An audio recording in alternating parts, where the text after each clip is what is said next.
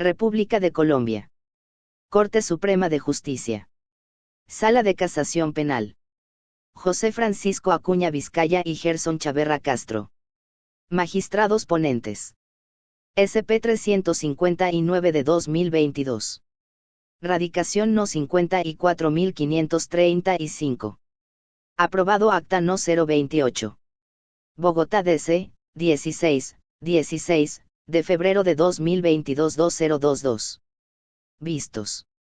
Se decide el recurso de casación interpuesto por el defensor del procesado Mauricio Antonio Ortiz contra la sentencia proferida por el Tribunal Superior de Medellín el 5 de octubre de 2018, a través de la cual confirmó la dictada por el Juzgado Primero Penal del Circuito de Itagüí el 1 de agosto del mismo año, que lo halló penalmente responsable como autor de la comisión del delito de fabricación, tráfico, porte o tenencia de armas de fuego, partes o municiones. Antecedentes fácticos. Fueron resumidos por el juzgador de segunda instancia así. Mauricio Antonio Ortiz fue sorprendido, el 16 de enero de 2018, por miembros de la Policía Nacional en posesión de un arma de fuego de defensa personal con 2 cartuchos para la misma, sin permiso de la autoridad competente, cuando transitaba por la calle 53 con carrera 53 del municipio de Itagüí, razón por la cual un representante de la Fiscalía General de la Nación lo acusó formalmente como autor del delito previsto en el artículo 365 del Código Penal, sin que se allanara a cargos. Antecedentes procesales relevantes.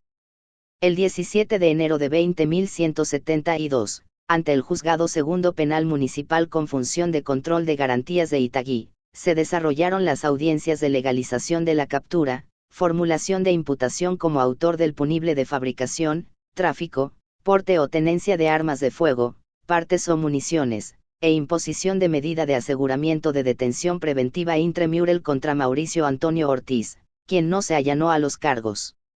Formulada el 10 de mayo de 2018 la acusación por el referido punible, el 1 de agosto siguiente en lugar de celebrarse la audiencia preparatoria programada se sometió a verificación el acuerdo al que habían arribado las partes, consistente en la aceptación, por parte del procesado, de su responsabilidad penal a cambio de que se le degradara de autor a cómplice, por lo cual se le impondría una pena de 5 años de prisión. Tras constatar la preservación de garantías y el respeto de los lineamientos legales y jurisprudenciales que informan el Instituto de los Preacuerdos, el Juzgado Primero Penal del Circuito con función de conocimiento de Itagüí lo aprobó y consecuentemente condenó al procesado como autor del delito por el cual se le acusó, pero le impuso prisión de 5 años correspondiente al cómplice, negándole la concesión de subrogados penales. Tal decisión, apelada por el defensor, fue confirmada por el Tribunal Superior de Medellín mediante sentencia del 5 de octubre de 20.185, ahora objeto del recurso extraordinario de casación. La demanda. Con fundamento en la causal primera del artículo 181 de la Ley 906 de 2004, el defensor de Mauricio Antonio Ortiz formula, como cargo único principal, la violación directa de la ley sustancial por interpretación errónea de los artículos 38, modificado por el 22 de la Ley 1709 de 2017, y 38b de la Ley 599 de 2000, adicionado por el 23 de la Ley 1709 de 2014. Sostiene que en virtud del acuerdo celebrado con la Fiscalía se pactó una pena de 5 años de prisión como consecuencia de la degradación realizada respecto de la forma de participación de autor a cómplice en el delito imputado, lo cual alteró los extremos punitivos derivados de la acusación fijados entre 9 y 12 años, para determinarlos ahora entre 4.5 y 10 años de prisión. Por eso, afirma, los juzgadores debieron verificar la concesión del sustituto punitivo regulado en el artículo 38b de la Ley 599 de 2000, adicionado por el 23 de la Ley 1709 de 2014, a partir del requisito objetivo dispuesto para tal efecto que la sentencia se imponga por conducta punible cuya pena mínima prevista en la ley sea de 8 años de prisión o menos, el cual se cumple en el presente asunto pues la pena mínima es de 5 años. Reconoce que la concesión del subrogado penal no fue parte integral del acuerdo sino una solicitud elevada por la defensa al considerar acreditados todos los requisitos del artículo 38b y de conformidad con la posición mayoritaria de la jurisprudencia. La omisión de la DECWEM se produjo al interpretar el artículo 38b del Código Penal en el sentido de que el delito a tener en cuenta a efectos de cumplir el factor objetivo exigido para la concesión de sustitutos y subrogados penales es el atribuido en la acusación y no el acordado, apartándose así del precedente jurisprudencial según el cual dicho análisis debe realizarse con fundamento en la conducta consensuada y no en la ocurrida e imputada. Refiere al efecto amplia jurisprudencia de la Sala sobre la alteración de los extremos punitivos de la pena en virtud de los preacuerdos y su incidencia en la verificación de los requisitos para la concesión del subrogado, línea que en su criterio desconoció el tribunal. Concluye que los acuerdos entre la Fiscalía y el procesado son vinculantes tanto para estos como para el juez, quien solo puede rechazarlos cuando desconozcan garantías fundamentales, y que la degradación típica efectuada en su virtud tiene incidencia en los sustitutos penales, pues deben verificarse según los términos pactados, sin posibilidad de modificarse en desmedro de los intereses del procesado. Solicita, por tanto, que el fallo impugnado sea casado y así se conceda a su defendido la prisión domiciliaria. En subsidio acusa el fallo recurrido de infringir directamente la ley sustancial debido a la falta de aplicación del artículo 239 de la Ley 1709 de 2014 que adicionó el 38b de la Ley 599 de 2000, propuesta que, con los mismos fines de la principal, sustenta en igual fundamentación. Sustentación y réplicas. 1. La defensa. Ratifica los cargos propuestos, los argumentos en que se basa y sus consecuentes peticiones citando al efecto diversos precedentes de la sala vigentes al momento de los hechos, de los cuales concluye que, los acuerdos y negociaciones realizados entre la Fiscalía y la defensa son vinculantes para estos y para el juez, quien solo puede rechazarlos cuando desconozcan garantías fundamentales. 2. Los acuerdos sobre el grado de participación en el punible son válidos. 3. La degradación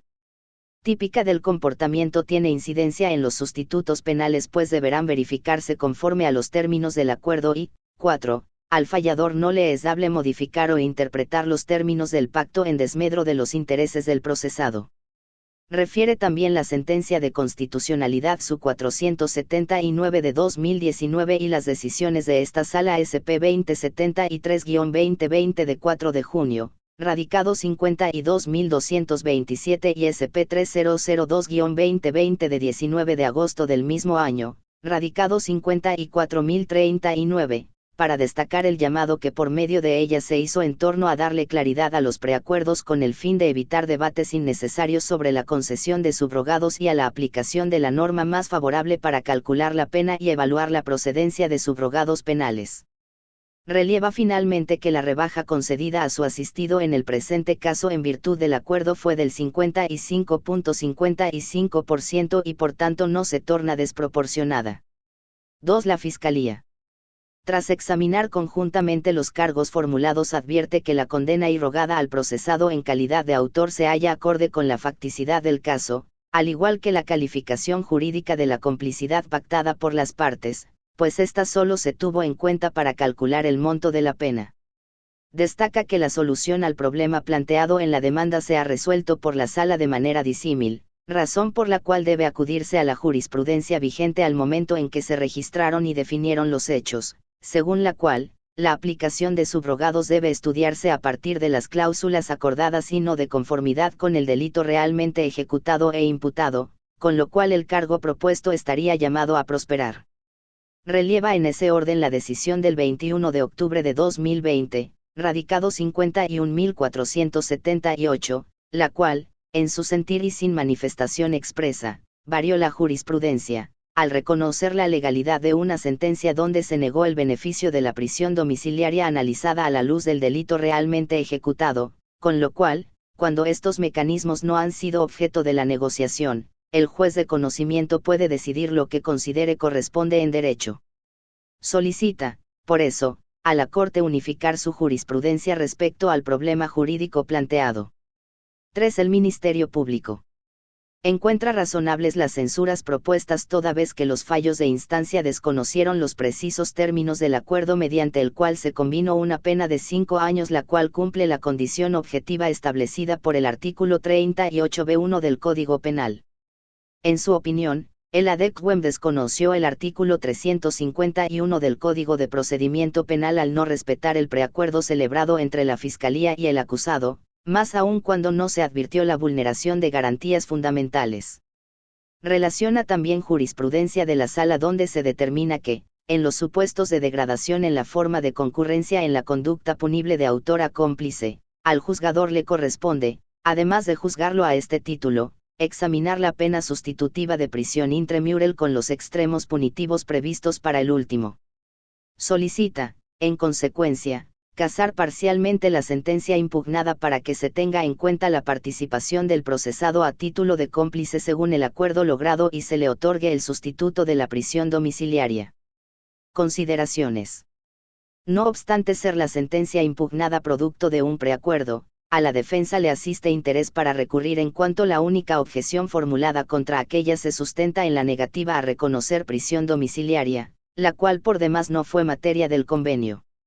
Bajo dicho supuesto se abordarán las censuras en el objetivo de determinar la legalidad de la sentencia del tribunal en cuanto analizó el factor objetivo para la concesión de la prisión domiciliaria con sustento en la calidad de autor por la cual se formuló imputación y acusación al procesado y fue condenado, no obstante haberse pactado con la Fiscalía su degradación a cómplice.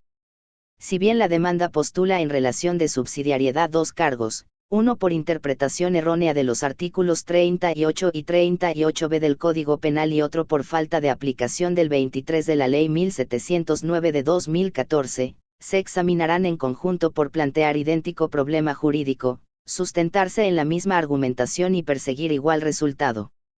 En ese propósito la Sala, y, puntualizará los términos del acuerdo celebrado entre Fiscalía y acusado. 2. Rememorará los argumentos de los jueces de instancia. 3. Enunciará sus pronunciamientos en torno al punible a considerar cuando ha mediado un preacuerdo, en aras de definir la concesión de subrogados penales que le permitan además precisar su jurisprudencia y, 4. Resolverá el caso en concreto. 1. Lo acordado. El 1 de agosto de 2018, fecha en la cual las partes estaban convocadas para desarrollar la audiencia preparatoria, la Fiscalía solicitó el cambio de objeto de la misma por haber celebrado un preacuerdo con la defensa, el cual sometían a verificación. El aludido pacto consistió en que el señor Mauricio Antonio Ortiz acepta los hechos tal y como los ha narrado la Fiscalía y de igual manera acepta la calificación jurídica que le ha dado la Fiscalía a estos hechos, como contraprestación por aceptar su responsabilidad. La Fiscalía le reconoce que su actuar estuvo conforme al artículo 30 del Código Penal, inciso segundo, es decir, una forma de participación a título de cómplice, también entendiendo la jurisprudencia de la Sala Penal que ha señalado que en los preacuerdos es posible a la Fiscalía variar la forma de participación de autor a cómplice. En tales términos, el preacuerdo fue aprobado por el juez, quien sin modificar, desde luego, el aspecto fáctico del caso condenó al enjuiciado por la conducta punible objeto de acusación, esto es, como autor y no como cómplice del ilícito de fabricación, tráfico, porte o tenencia de armas de fuego, accesorios, partes o municiones y, conforme con las cláusulas del acuerdo celebrado, le impuso la pena privativa de la libertad de 5 años y le negó la suspensión condicional de la pena y la prisión domiciliaria, debido a la insatisfacción del presupuesto objetivo contemplado en el artículo 23.1 de la Ley 1709 de 201.410, guiando para ello su estudio con base en la sanción prevista para el autor del ilícito aludido, esto es, 9 años de prisión, la cual supera el tope de 8 años exigido por la norma como condición cuantitativa para la concesión del sustituto penal.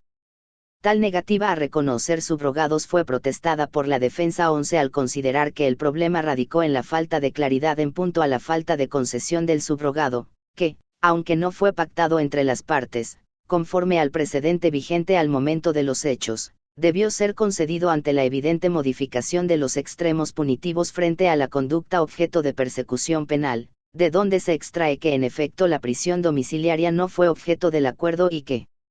por tanto, su concesión y estudio quedó sometida al discernimiento del juzgador, quien, según la pretensión defensiva, debió aplicar el precedente jurisprudencial de conformidad con el cual, el análisis de dicho sustituto se efectúa con base en el grado de participación convenido.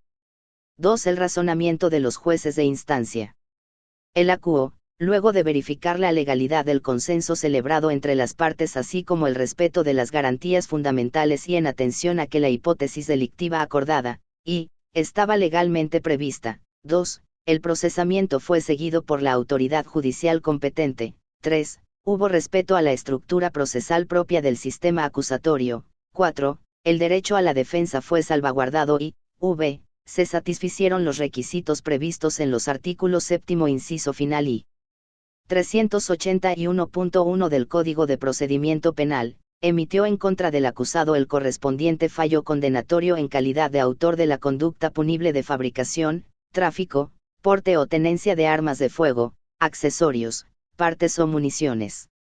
Seguidamente, acordada como fue por las partes una pena imponible de 5 años de prisión sujeta así al principio de legalidad, examinó la procedencia de los subrogados, determinando que no se cumplía el factor objetivo para la suspensión condicional de la ejecución de la pena ni para la prisión domiciliaria, relevándose con ello del análisis del requisito subjetivo de la norma. Aludió a la existencia de una discusión en torno a cuál era la punibilidad que debía considerarse en el estudio de la concesión de subrogados y beneficios tratándose de preacuerdos que incorporan el reconocimiento de institutos reductores de la punibilidad y advirtió que la visión mayoritaria de la Corte abogaba por examinar tal extremo a partir de la pena negociada, es decir, para el caso particular, el análisis del otorgamiento de la prisión domiciliaria se efectuaría según la contemplada. Para el cómplice del delito en cuestión, vale decir 54 meses de prisión, monto punitivo inferior al de 8 años exigidos para la satisfacción del presupuesto objetivo, según el cual procedería su otorgamiento. Indicó, sin embargo, que no se trataba de una postura unánime de la Sala de Casación Penal, dada la existencia de un salvamento de voto que propugnaba por la tesis contraria, acorde con la cual la fuente jurídica determinante de la disminución punitiva es tan solo una ficción habilitante de dicha reducción, mas no autoriza a entender que el comportamiento deducido de los hechos probados conlleva la demostración de la conducta negociada, pues ello afectaría el principio de legalidad, los derechos de las víctimas a la verdad, la justicia y la reparación y a desconocer el derrotero legal de aprestigiamiento de la justicia fijado para los preacuerdos en el artículo 348 de la Ley 906 de 2004. Del mismo modo, señaló que el razonamiento mayoritario de la Sala de Decisión Penal del Tribunal de Medellín se allanaba a la postura disidente de la Corte Suprema 16 y descendiendo al caso concreto citó la sentencia de la Corte Constitucional C-1260 de 2005, mediante la cual dicho tribunal interpretó que los preacuerdos deben estar regulados por los principios de legalidad y tipicidad de las penas, lo cual implicaba su análisis de conformidad con lo efectivamente sucedido y probado y no bajo ficciones procesalmente indemostradas. Con ello, los 9 años de prisión previstos para el autor del punible recriminado, incumplían la exigencia objetiva exigida para la prisión domiciliaria procediéndola a negar.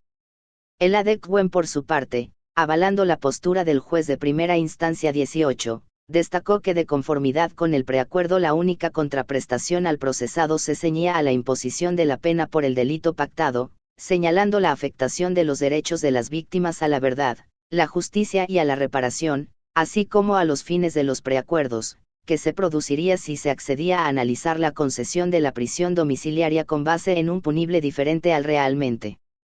cometido. Adujo que para garantizar los derechos de las víctimas no bastaba con citarlas a las conversaciones tendientes a consolidar el acuerdo entre la Fiscalía y el procesado, pues ello no garantizaba que fueran oídas, así como la declaración de responsabilidad por el delito acordado no implicaba necesariamente el respeto de sus prerrogativas, pues no podían oponerse al consenso celebrado. Aludió a la posibilidad de generar injusticia en situaciones en las cuales el cambio en la tipicidad producida por el acuerdo condujera a la declaratoria de prescripción de la acción penal, lo cual se traduciría en una burla para los asociados. Se refirió al fin legal de los preacuerdos, esto es, la disminución de la pena legal aplicable y mencionó la violación al debido proceso en el supuesto de declarar responsable a una persona por un delito que no cometió. Finalmente, sostuvo que la declaración de responsabilidad debía producirse a título de autor como lo informa el supuesto fáctico del suceso ilícito, lo cual conducía a que para todos los efectos distintos a la sanción, entre ellos la sustitución de la prisión intramuros por la domiciliaria, se aplicara la pena correspondiente a la del autor, que al ser en el caso sub UDK de 9 años, impedía objetivamente la concesión del beneficio, confirmando de esta forma la decisión apelada. 3. La jurisprudencia de la Sala al respecto. El desarrollo jurisprudencial del Instituto de los Preacuerdos y Negociaciones ha estado acompañado de los debates propios en torno a lo que se puede negociar, las formas de declaración de responsabilidad, la necesidad de un mínimo probatorio de responsabilidad, el rol de la Fiscalía, del juez, la defensa y la víctima y la oportunidad procesal para efectuar la negociación, entre otros. No ha escapado a la anterior controversia la definición de cuál es el ilícito o el nivel de participación por el que debe proferirse la sentencia con sus consecuentes efectos en institutos como los subrogados penales, es decir, si lo debe ser por el punible objeto de imputación o de acusación, o por el pactado vía preacuerdo, sobre todo en aquellos eventos donde se introduce alguna modificación a la calificación jurídica en compensación a la culpabilidad aceptada por el procesado.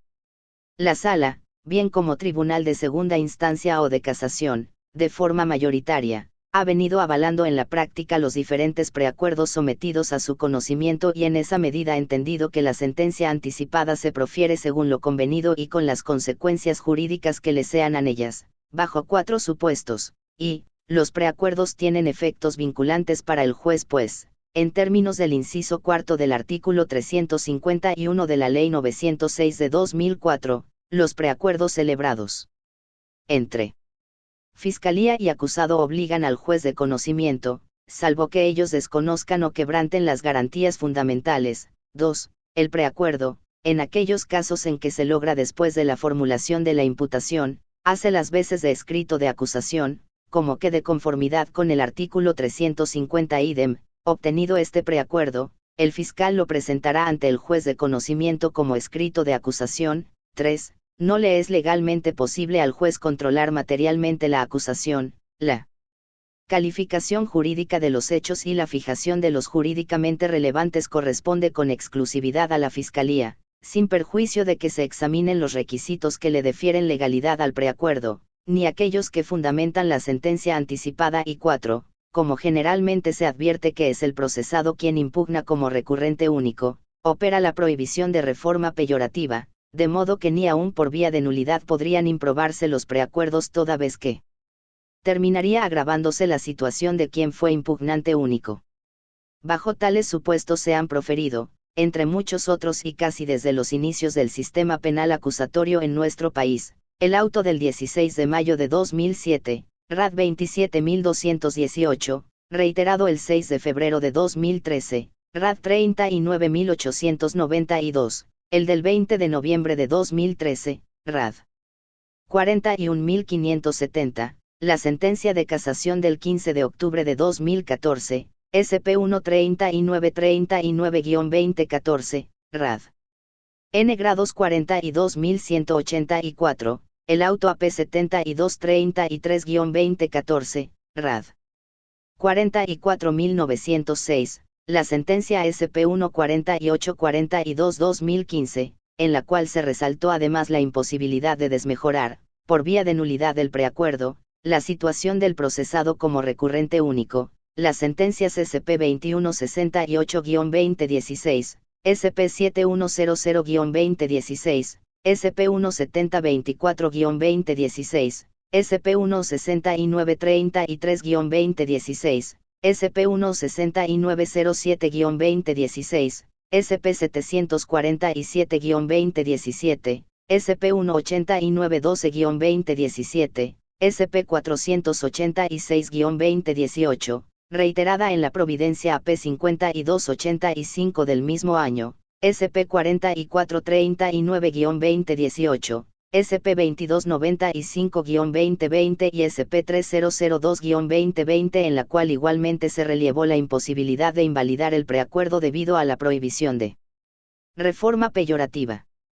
A pesar de las argumentaciones que en este asunto expuso la Fiscalía en aras de acreditar un supuesto cambio de la jurisprudencia, que en realidad no existió, la misma tesis mayoritariamente consolidada a través de las decisiones antes relacionadas, se aplicó en la sentencia SP 4225-2020, RAD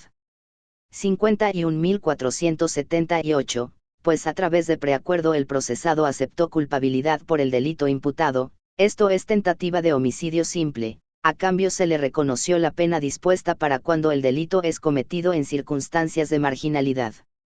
La Corte entendió que, así como sucedió en la sentencia SP 486-2018, radicado 50.000, el fallo se dictó de conformidad con lo convenido, solo que en eso no hubo cambio alguno de calificación y que la remisión, en aquel caso, a las circunstancias de marginalidad fue solo para efectos punitivos, precisando una vez más la imposibilidad de modificar la sentencia ante la prevalencia de la prohibición de reforma en perjuicio.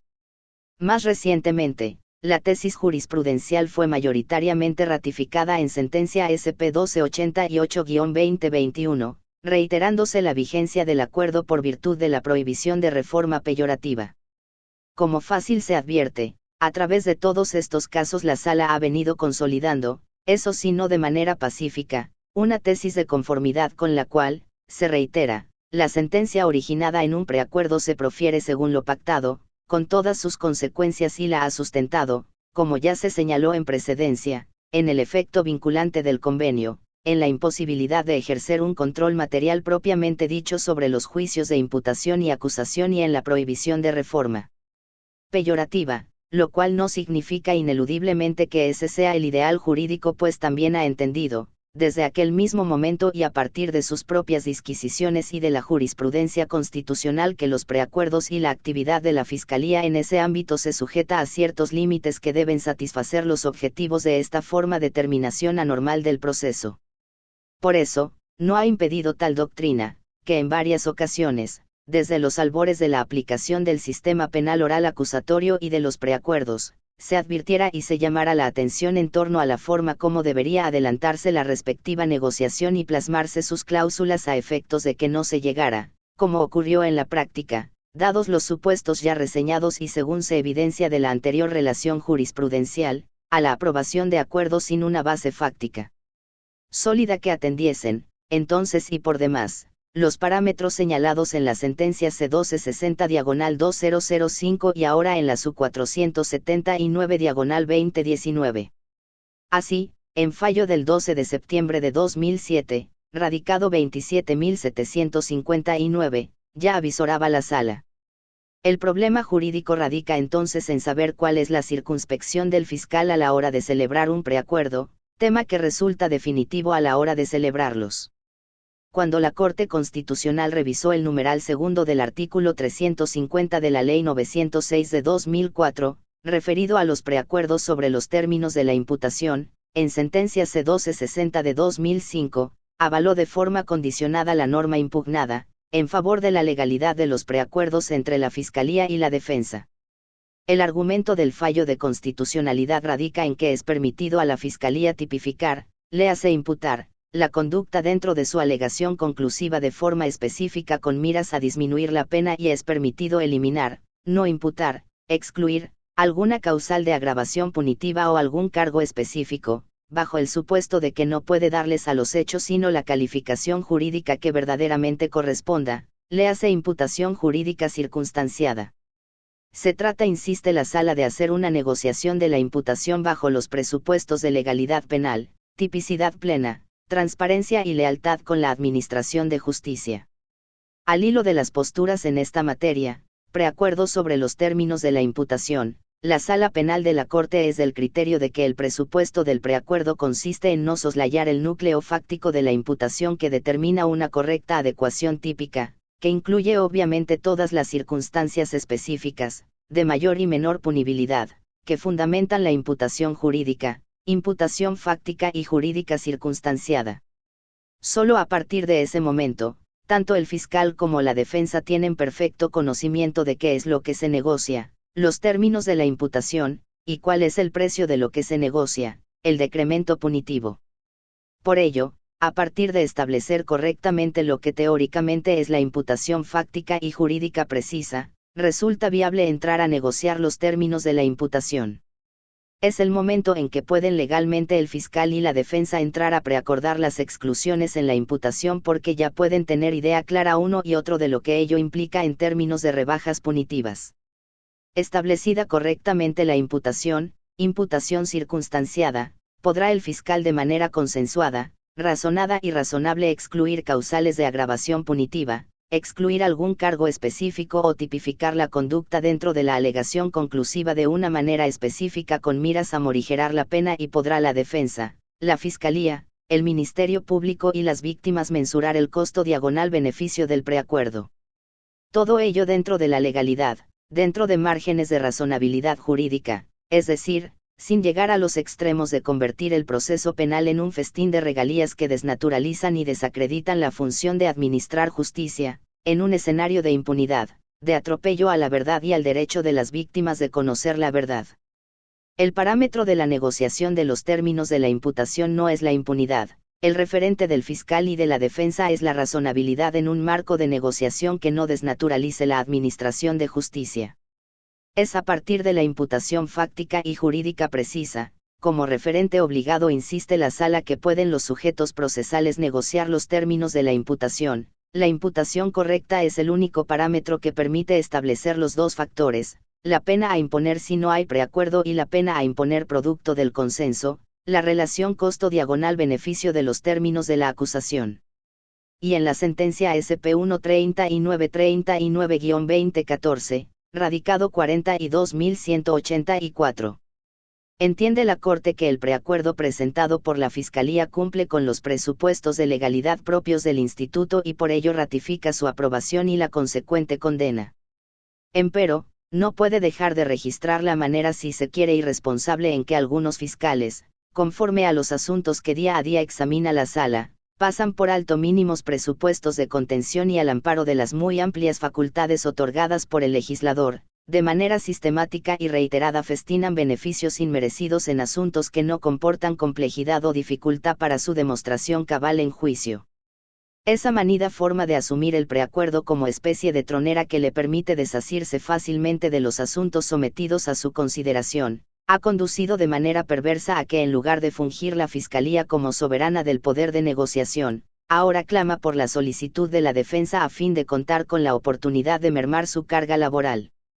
Pero, de ninguna manera ello puede justificar tantos y tan gratuitos beneficios otorgados a los acusados, que lejos de aprestigiar la justicia, como lo demanda el inciso segundo del artículo 348 de la Ley 906 de 2004, terminan por hacerla objeto de cuestionamientos y crear una lamentable sensación de impunidad en el ciudadano. Considera la Sala, eso sí, que al interior de la misma Fiscalía, conforme su estructura jerarquizada y lo que la Constitución y la ley facultan, es posible adelantar una tarea efectiva de control interno, fijación de pautas y seguimiento, que limiten al máximo lo que ahora se critica.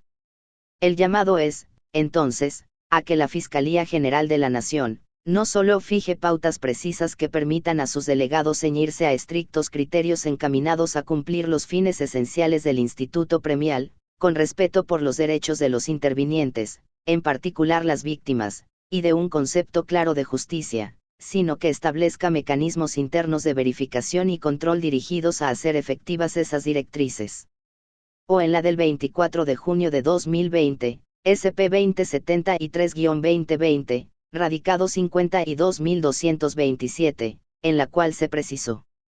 los fiscales deben actuar con la objetividad exigida en el artículo 115 de la Ley 906 de 2004, que corresponde a lineamientos básicos de la Constitución política, lo que implica que la formulación de los cargos debe hacerse conforme la hipótesis factual establecida según el estándar previsto para cada fase.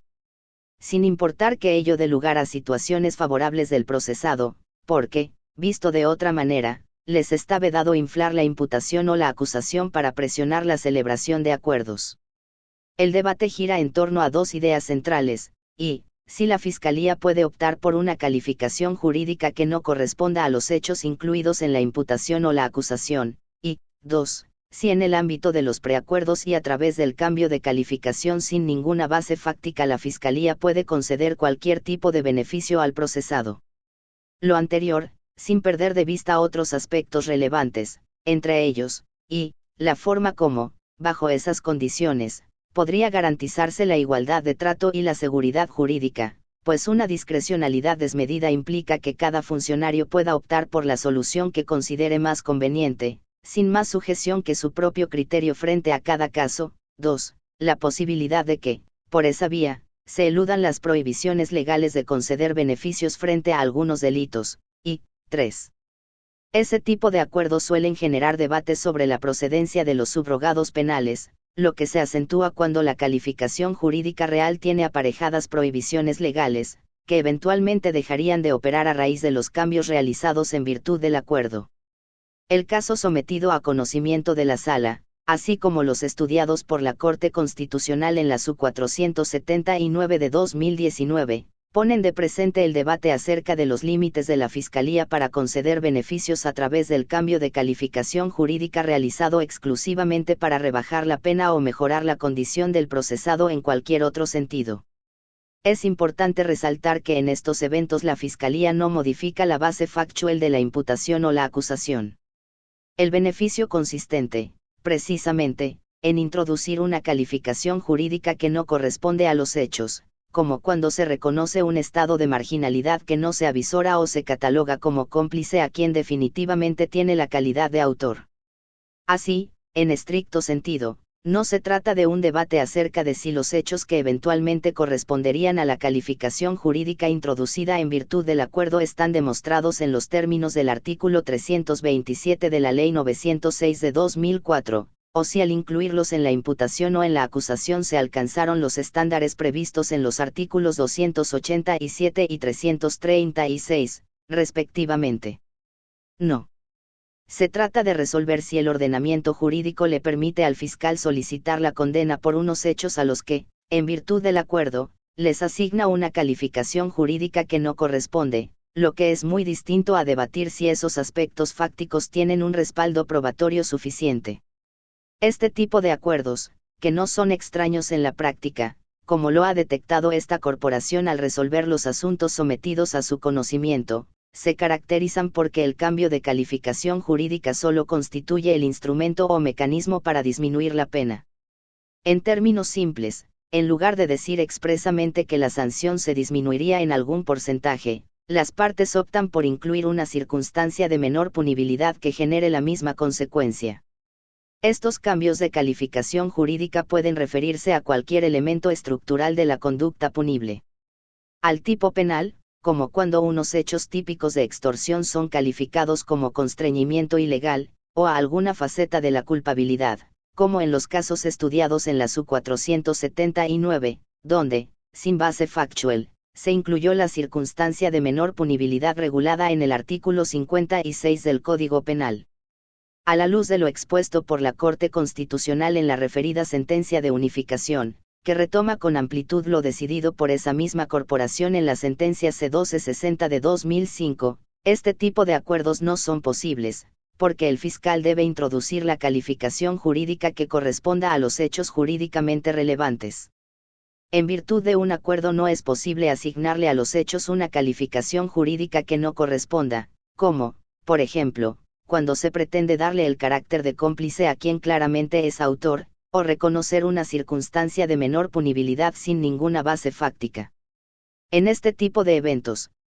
la pretensión de las partes consiste en que en la condena se opte por una calificación jurídica que no corresponde a los hechos, como sucede en los ejemplos que se acaban de referir. 2. En tales casos se incurre en una transgresión inaceptable del principio de legalidad. 3. Esos cambios de calificación jurídica sin base factual pueden afectar los derechos de las víctimas, como cuando se asume que el procesado actuó bajo un estado de ira que no tiene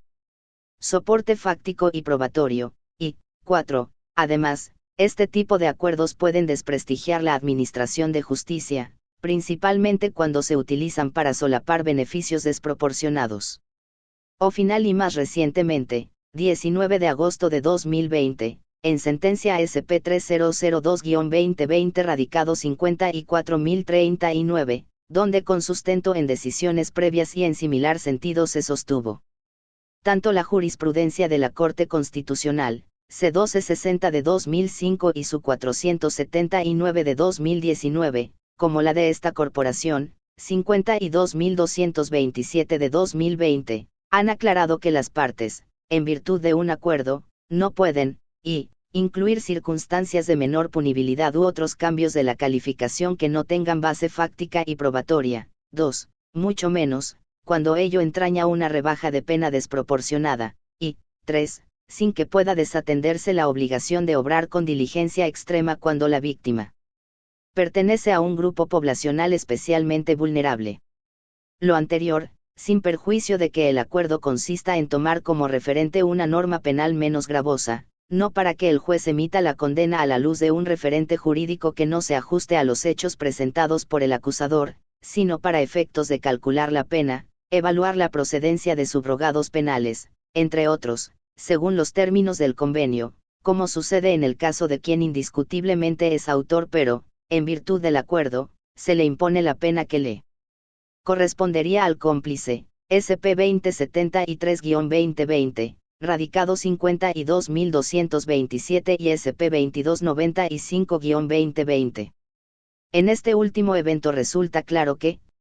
las partes no tendrían que presentar evidencias que den cuenta, siguiendo con el mismo ejemplo, de que el procesado es cómplice y no autor, ya que la alusión a la norma penal más favorable para efectos de calcular la pena, evaluar subrogados penales, etc., según los términos del convenio, constituye, precisamente, el beneficio por someterse a la condena anticipada. 2. Todo bajo el entendido de que la condena se emitirá por la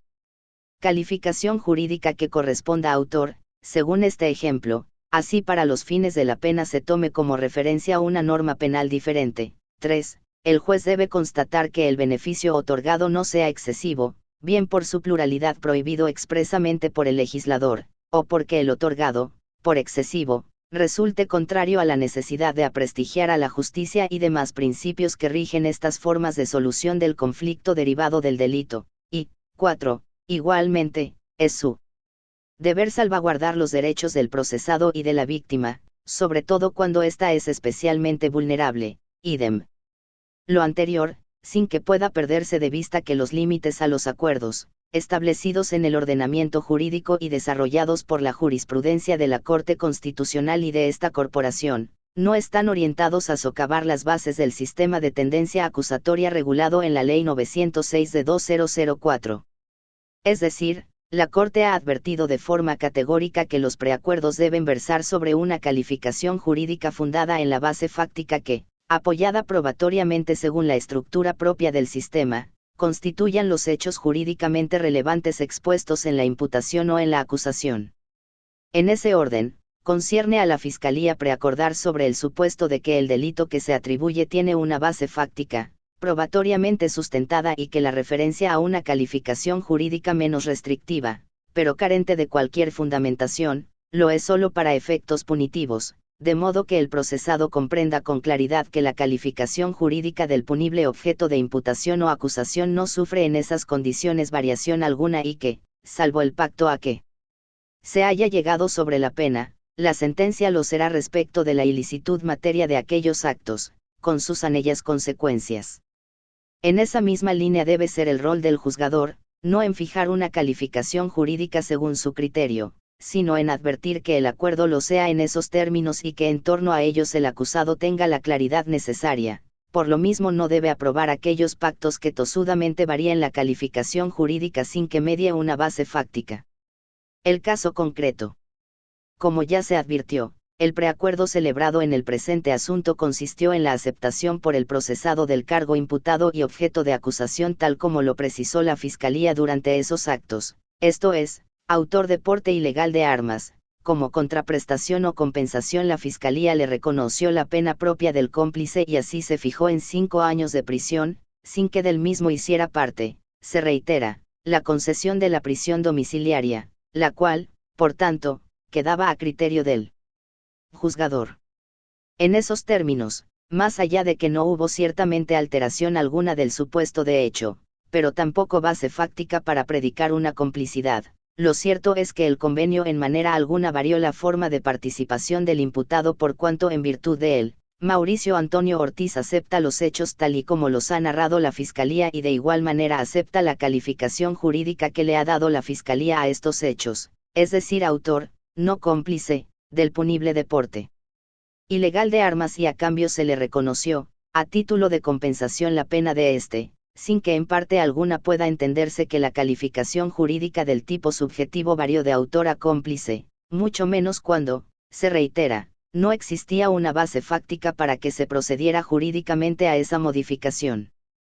Luego, en esas condiciones, finalmente las decisiones de instancia se sujetaron a la reiterada y mayoritaria doctrina de la Corte por cuanto se emitieron en consonancia con lo pactado, es decir que se condenó como autor, porque así lo asintió el procesado, pero se le impuso la pena del cómplice porque así lo ofreció la Fiscalía y aceptó aquel en compensación, por manera que en tales circunstancias los cargos formulados por el casacionista parten de una base errada al proponer un entendimiento contrario a la literalidad del convenio. Por lo mismo, ninguna trascendencia podía tener las referencias que los juzgadores hicieron a los votos disidentes que en esa materia existen al interior de la sala, ni a las decisiones del mismo orden proferidas en el tribunal que conoció en segunda instancia de este asunto, sencillamente porque la sentencia se profirió de conformidad con lo pactado. Por tanto, como se condenó como autor a quien ostentaba tal condición y así lo aceptó por vía del preacuerdo, deben aplicarse en su respecto todas las consecuencias jurídicas, especialmente si se trata de subrogados penales, así se le haya impuesto la sanción del cómplice la cual fue referida exclusivamente para fines punitivos y no como un cambio de la tipicidad. Por eso, carecen de fundamento los cargos propuestos en la medida en que, en contra de lo aducido por el censor, no medió violación directa de norma alguna por errónea interpretación, toda vez que el aspecto cuantitativo de los subrogados fue examinado en relación con el cargo preacordado, que lo fue, se reitera, el de autor de porte ilegal de armas, cuya sanción mínima es de 9 años de prisión, límite que ciertamente excluye el análisis y el reconocimiento de la suspensión condicional de la ejecución de la pena o la prisión domiciliaria, como así se decidió en la sentencia recurrida, la cual, por ende, no será casada. En mérito de lo expuesto, la Corte Suprema de Justicia, Sala de Casación Penal, administrando justicia en nombre de la República de Colombia y por autoridad de la ley, resuelve no casar la sentencia impugnada. Contra esta sentencia no procede recurso alguno. Nota: sentencia llevada a audio por Instancia Jurídica Colombia, abogados penalistas en Pereira, Medellín y Bogotá.